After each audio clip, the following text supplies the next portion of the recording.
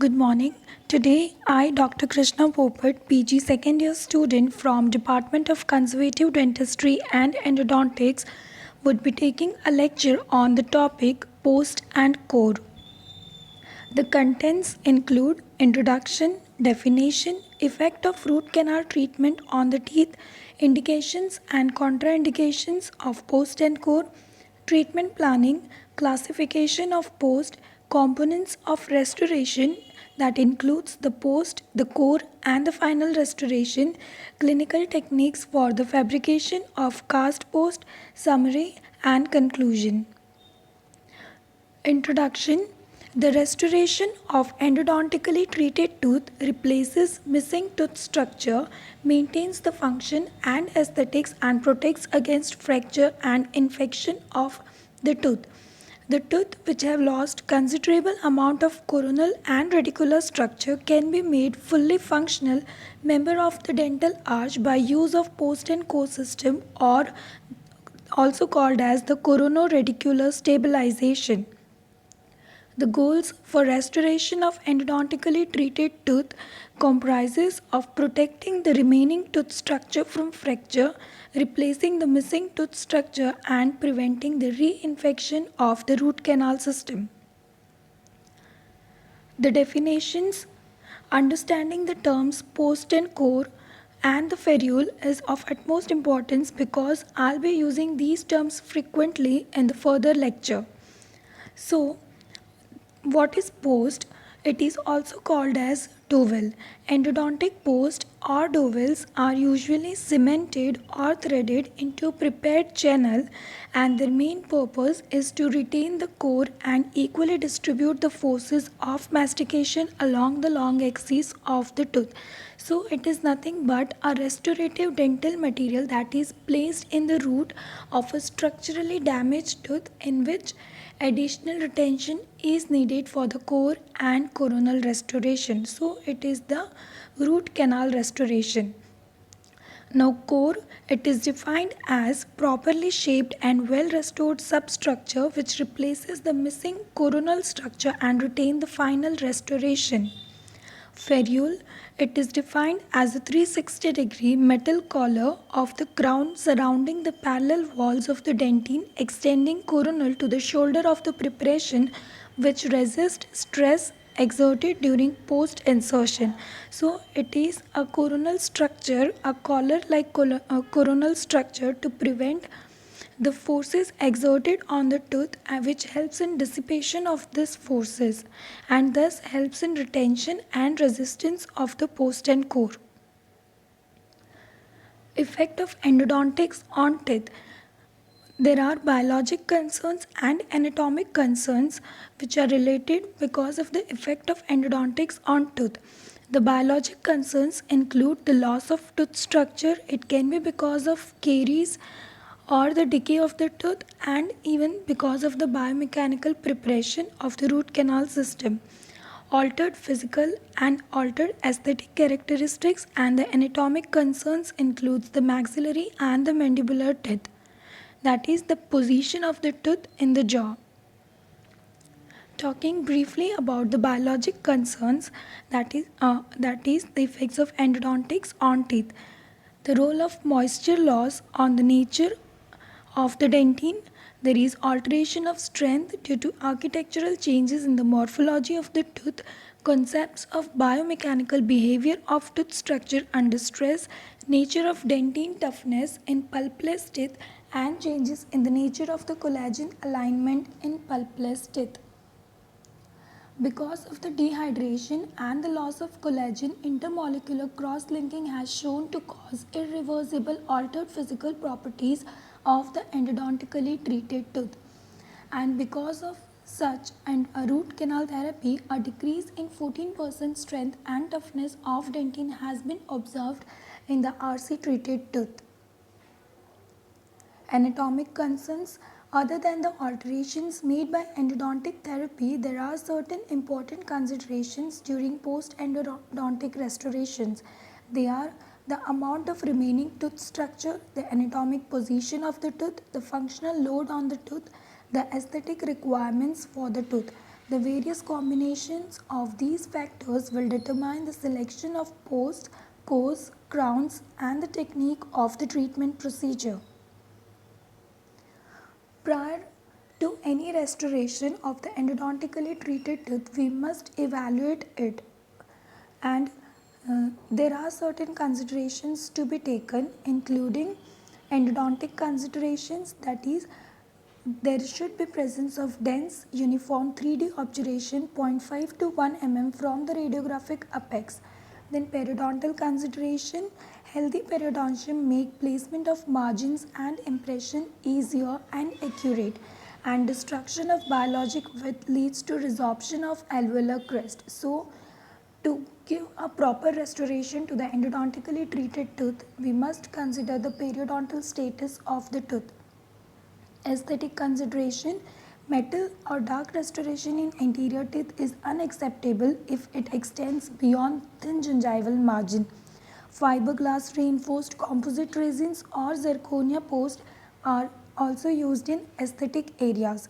And prosthodontic consideration, posts do not strengthen root, it provides retention for the core. So we must include all these considerations as a pre-treatment evaluation. Now talking about the components of restored teeth. The amount of remaining tooth structure, that is coronal and radicular, forms the important part in the restoration. Then comes a post, that is the restoration material placed in the root canal, the core that is placed in the coronal structure, the crown that is the final coverage of the tooth which gives the functional and aesthetic form, luting agent which joins all these components together.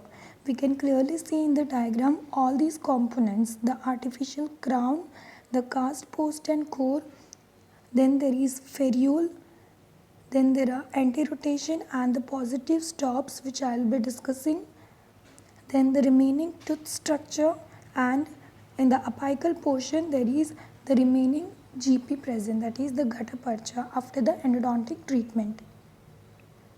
Now the classification of post according to Engel and Backlund, they have categorized post into custom cast post and the prefabricated post. The prefabricated post include the tapered smooth sided, the parallel sided, the tapered self-threading screws, the parallel sided threaded, and the parallel sided with tapered apical end. Now talking briefly about the post. The post or dowel is the relatively rigid restorative material placed in the root of a non-vital tooth. Their functions includes to provide retention for the core and the coronal restoration.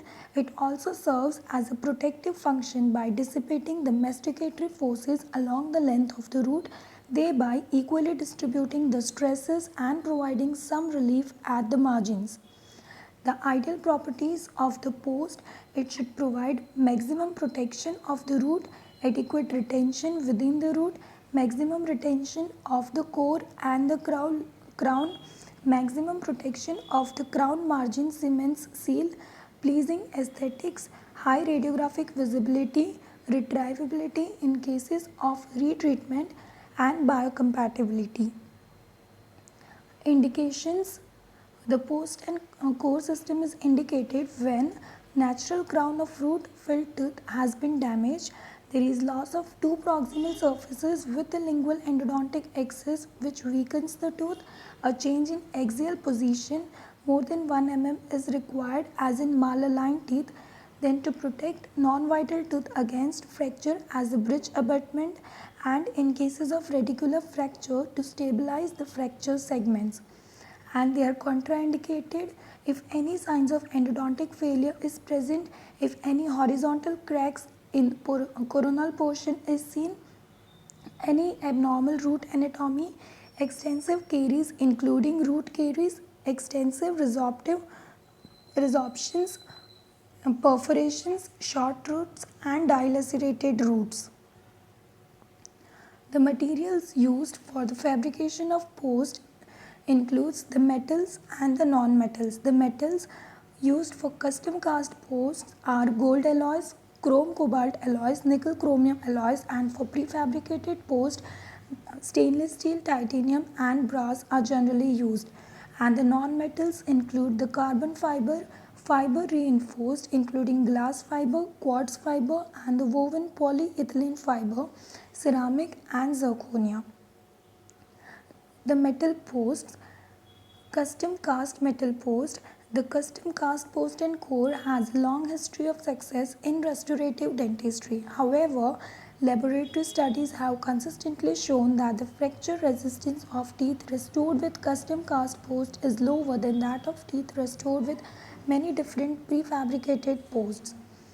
The custom cast posts are mainly indicated when multiple posts and cores are being placed in the same arch, when posts and cores are being placed in small teeth, when the angle of the core must be changed in relation to the post. This is the very important indication for custom cast post, that is when the tooth is malaligned, then and we need to change the angle of the crown, then we can go for custom post and core.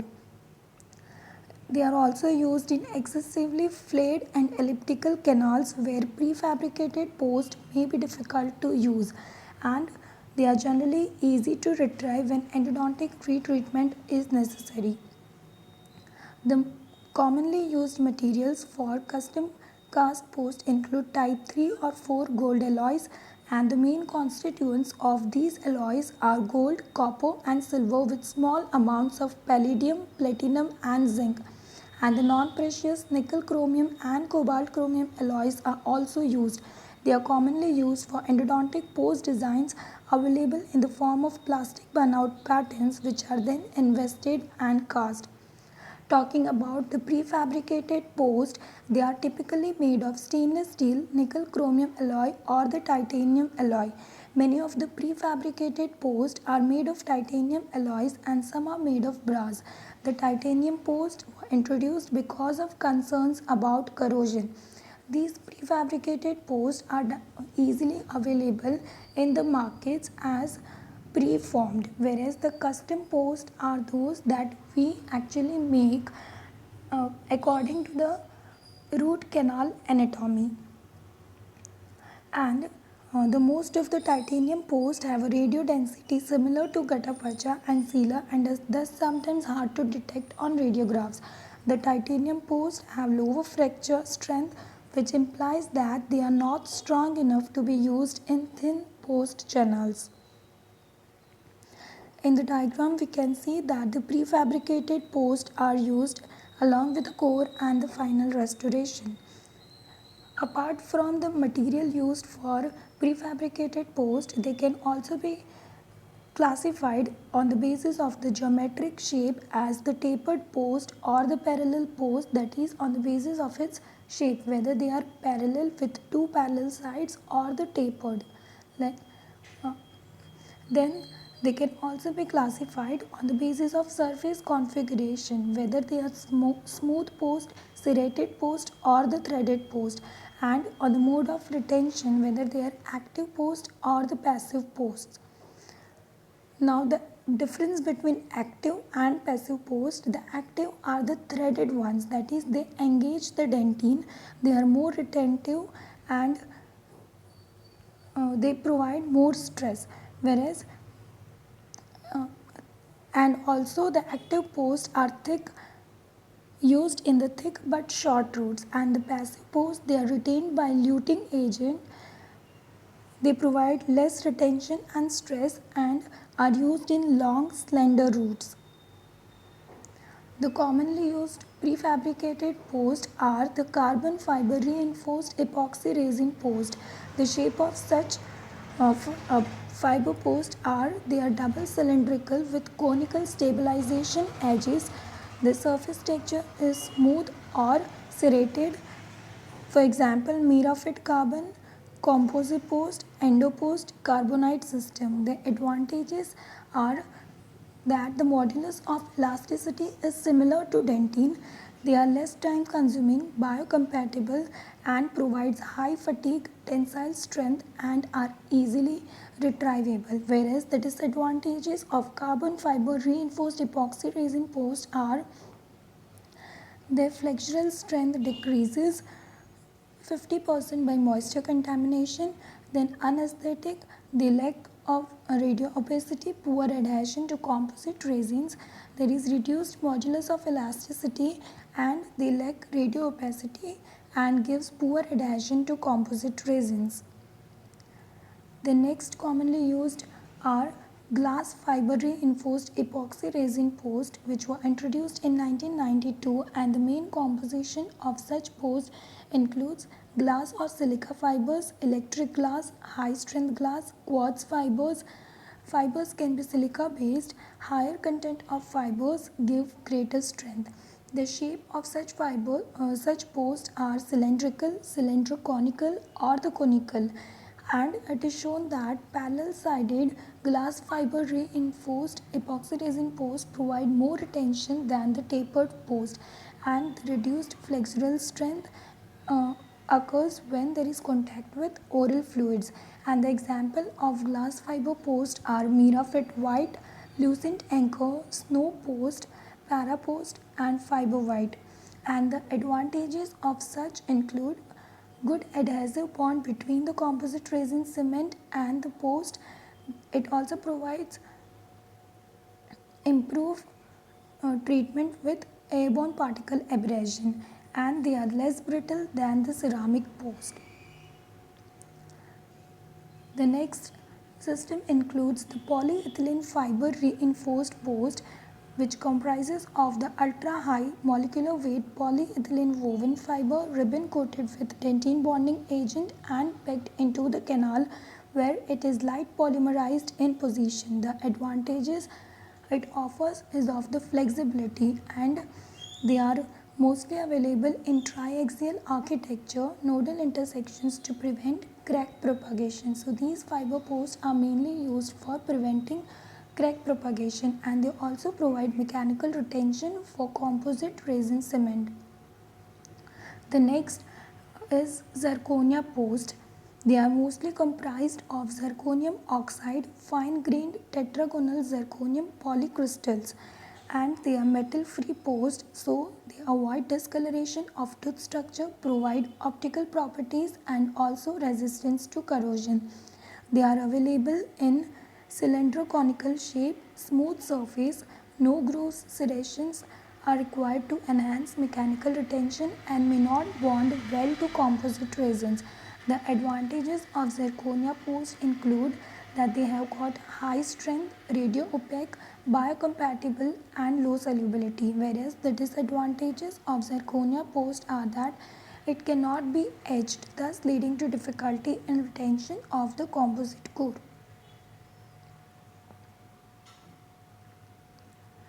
Now we have seen that there are two kinds of post, the cast post and the prefabricated post. Now how to decide that which type of post do we need to use in a specific clinical condition? So as we know that every coin has a two sides, similarly each type of post have their own advantages and disadvantages. The advantages of cast post over prefabricated are that it provides high strength, they are custom fit to root configuration that because they are custom made. Then there is minimal alteration of canal anatomy, adaptability to large irregularly shaped canals and orifices, and changes in core angulation is possible as in cases of malaligned tooth. But the disadvantages of cast post include rigidity, that is they are rigid and thus provides root fracture. In tapered canals, it can create wedging effect and ultimately leading to fracture of the root. They are expensive and also requires 2 or more appointments. Temporization between appointments is quite difficult, and there is risk of casting inaccuracies, that is casting defect.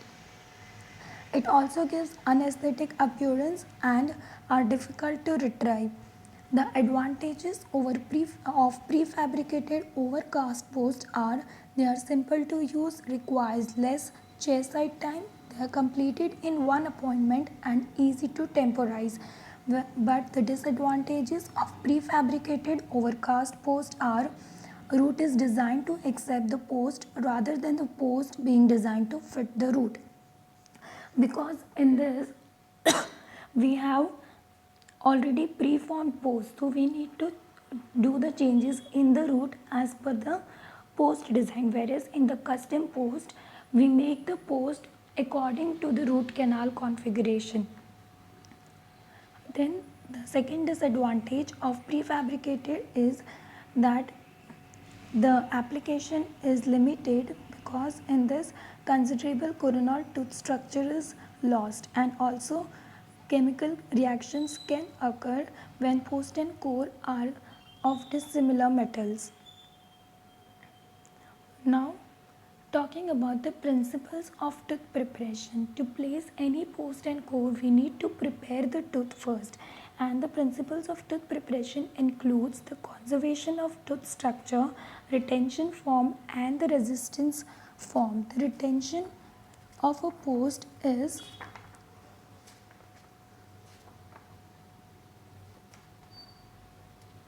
nothing but the resistance of the post in vertical dislodge.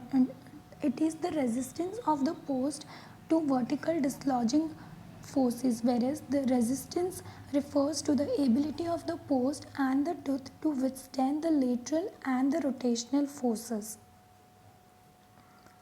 The conservation of tooth structure, for that we need to first prepare the canal such that only removal of minimal tooth structure takes place, then enlarge till 1 or 2 file sizes beyond the largest used for the endodontic treatment. Then preparation of coronal tissue, in that the amount of tooth structure remaining is the main predictor of clinical success. More than 2 mm of coronal tooth structure must be present for the ferrule preparation, because the ferrule must be of minimum 2 mm width. The retention form for anterior teeth, it includes preparation geometry, circular cross section and elliptical cross section canals. Then post length is also important. As the post length increases, its retention also increases. The length of remaining apical fill should be 3 to 5 mm of the gutta percha for the apical seal, because most of the canal variations lies in the apical third of the root. So we must make it sure that there is apical seal proper in the 3 to 5 mm. The post diameter, there are 3 theories for the post diameter. The first, given by the conservationists, they suggested that the narrowest diameter for fabrication of a certain post length, that is, the post diameter should be minimum, and we must conserve as many as possible dentine around the root canal space. The preservationists, they suggested that at least 1 mm of sound dentine should be present surrounding the entire post, and the proportionist, they suggest that the post width should not exceed 1/3 of the root width at its narrowest diameter. Then talking about the post surface texture, serrated or roughened post is more retentive than a smoother one, and there can be presence of controlled growing on the tapered post. Then luting agent, which we will be discussing in detail in the further presentation. Then posterior teeth retention is better provided by 2 or more relatively short posts. If more than 3 to 4 mm of coronal tooth structure is present, then post is not necessary. The resistance form, stress distribution, for that we must have conservation of tooth structure, adequate post length, parallel sided post, avoiding sharp angles and threaded post, and cement layer should be sufficient to distribute the stress. Then rotational resistance, a post with circular cross section must not rotate during function. When sufficient tooth structure remains, rotation is prevented by vertical coronal wall, And where a coronal dentin is lost completely, a small groove is placed in the canal that can serve as an anti-rotational element. This rotational resistance prevents the post from being rotated and because of the lateral forces. Now talking about the ferrule, it is defined as a metal band or ring used to fit the root or crown of a tooth according to GPT-8. The main purpose or the function of ferrule includes it improves the structural integrity of the pulpless tooth by counteracting lateral forces exerted during insertion of the dowel, functional lever forces, and wedging effect of tapered dowels. Types of ferrule, there are two types of ferrule, core ferrule and the crown ferrule. Data indicates that the ferrules formed as a result of core are less effective than the ferrules formed by crown, and 2 mm of ferrule is effective. Ferrules are more effective when the crown encompasses relatively parallel tooth structure than when it engages beveled or sloping tooth surfaces. Now talking about the core, it consists of the restorative material placed in the coronal area of the tooth that replaces the carious, fractured or otherwise missing tooth structure. The properties of a core, it should be high compressive strength, dimensional stability, ease of manipulation, short setting time, and ability to bond to both the tooth and the dowel or also called as the post, low plastic deformation, it should be biocompatible and karyostatic and low cost. The most commonly used core materials include the cast core, amalgam, composite, glass ionomer cement, and the resin modified glass ionomer cement. Talking about the cast metal core, these are shaped in resin or wax and added to the post pattern before the assembly is cast in metal. This prevents possible failure at the post core interface. In addition to cast posts, they can also be cast directly onto the most prefabricated post systems. The direct procedure for single rooted tooth in that we use a prefabricated metal or custom acrylic resin post and upon which add the resin by bead technique to form the core, and this will be discussing in more detail during the techniques for fabrication of a cast post. So just remember that the cast metal core is also formed similarly to that of the custom post with the help of acrylic resin or the wax. Then glass ionomer core, they are used for small buildups or to fill undercuts. They can create adhesive failure because of the contamination of the tooth structure by saliva, blood or the cutting debris, and they are not indicated as a core for an abutment tooth. The advantage of GI core includes anti-cariogenic potential because of the fluoride release and high solubility, whereas the disadvantage includes moisture sensitivity, limited for building up of small area, low retention to preformed dowels, and it also gives low strength and fracture toughness. Then comes the resin modified glass ionomer core. It exhibits moderate strength and water solubility between GIC and the composite resins. Its bond is close to that of composite resins and significantly reduces micro leakage. The property of fluoride release is equal to that of GIC. It is indicated in moderate core buildups and provides improved properties than the conventional GIC and also provides minimal micro leakage, but the disadvantages are dimensional instability in the presence of moisture and they can fracture or leads to failure of the ceramic crowns. Now the clinical techniques. When restoration is considered for a tooth that has undergone endodontic therapy, the proper selection and use of post, cores and copings are necessary to restore and protect remaining tooth structure. The post selection The post system to be used depends on the root morphology, remaining coronal tooth structure, and the occlusal forces.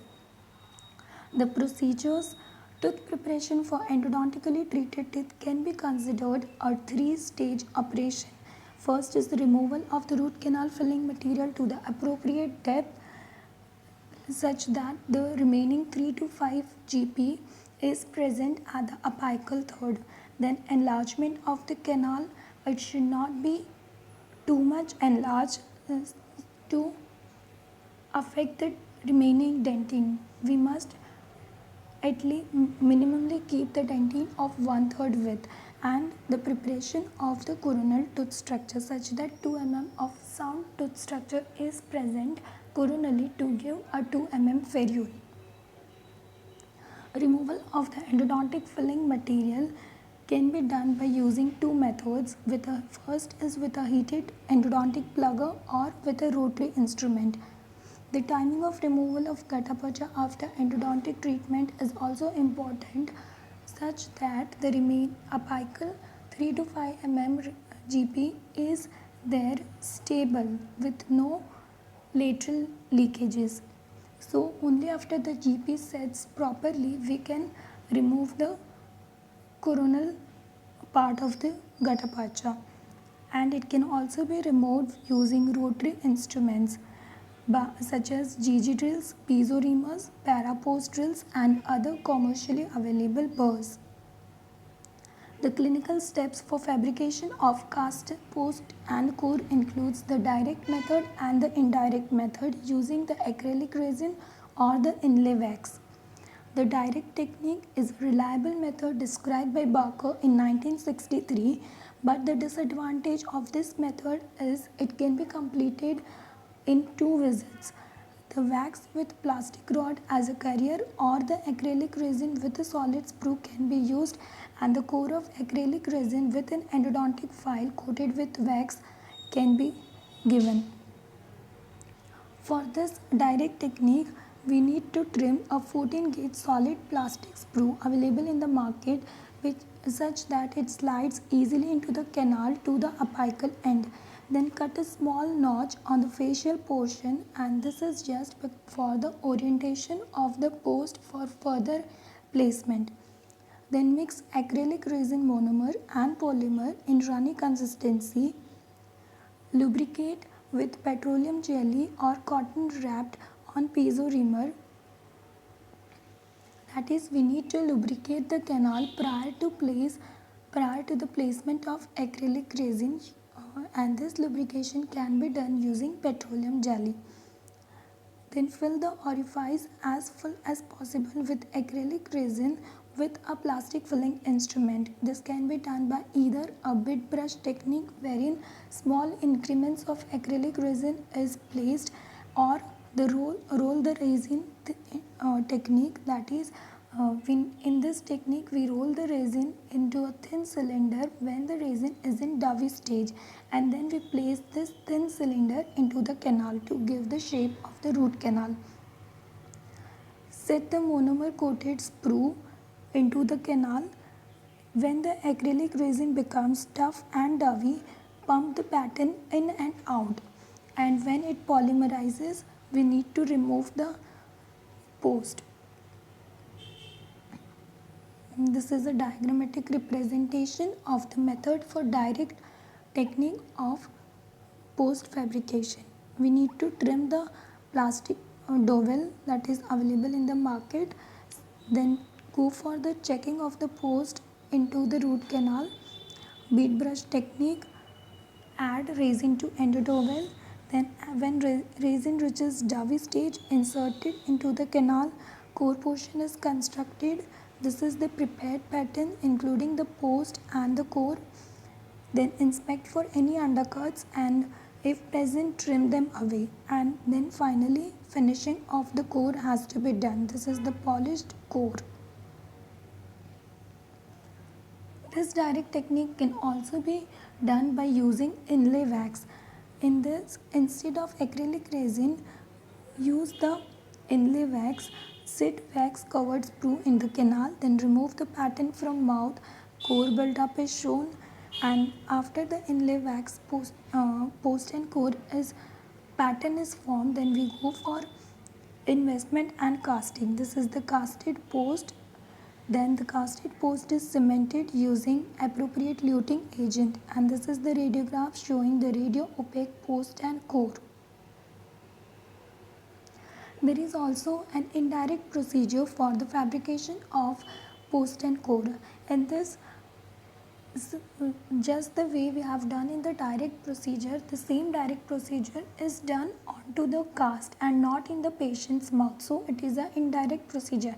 So to do this, first we need to obtain a cast with the same root canal morphology. So first of all, we need to take an impression of the mouth along with the tooth that is endodontically treated and post which has a post space preparation. So for that, first of all we use an orthodontic wire and shape them into a letter J that has been inserted into the root canal space, and the fit should be loose and up to the full depth of the post space. Then coat the wire and tray with adhesive, then dye lubricant is used to lubricate the canal. Then lentulo spirals are also used to fill canals with the elastic impression material. So we all know that how we take an impression of the mouth with the elastic impression material. Similarly, we need to take the impression of the root canal. So for that, first of all, we will insert an orthodontic J-shaped wire into the canal space, then fill it with the elastomeric material so that we get the impression of the canal space. Then take the impression of the mouth also, so that we can get a cast which contains all the teeth along with the endodontically treated tooth and the root canal space. So we poured the cast and we get a cast, then trim it a loose fit. Then in this cast we do the impression taking, and we do the method just as of the direct technique, that is trimming a loose fitting plastic post, apply a thin coat of sticky wax to plastic post, add wax to the core. So now we prepare the post and core using the inlay wax in the cast. Then the investment and casting of the post and core wax pattern is been done. In this there should be loose fit post, because tight post can fracture the tooth, and casting should be of undersized to restrict the expansion of the investment, and various casting alloys like gold or nickel titanium are used. So this is the diagram showing the investment and casting procedure. This is the wax pattern, and they are invested in the investment material using a casting ring, and then the metal cast have been ready.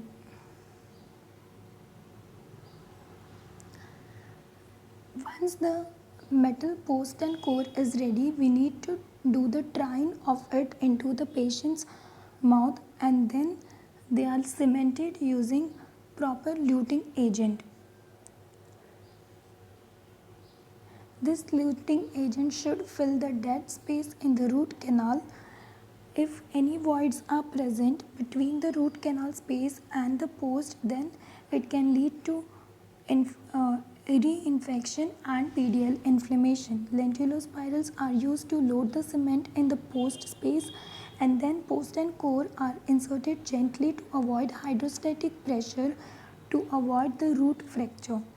And groove is generally given in parallel sided post to remove the excess cement from it. The luting method and venting.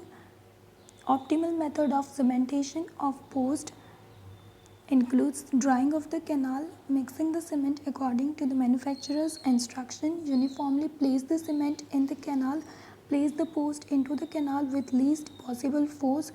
Vents should be made to release the hydrostatic pressure when the post thrust back, and for this 1/4 round cardboard burr is used.